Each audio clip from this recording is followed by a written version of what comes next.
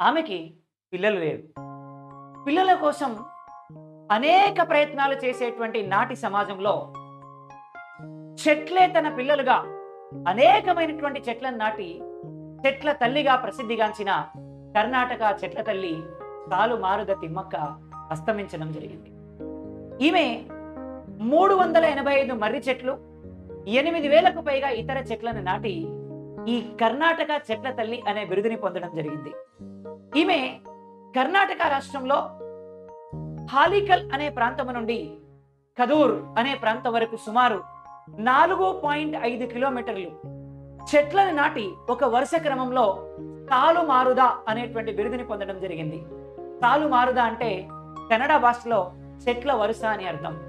మరి ఈమె 2019 సంవత్సరంలో పద్మశ్రీ అవార్డుని, అదేవిధంగా 2016 సంవత్సరంలో బీబీసీ నిర్వహించేటువంటి అత్యంత ప్రశంసనీయ వ్యక్తుల జాబితాలో స్థానాన్ని పొందడం జరిగింది.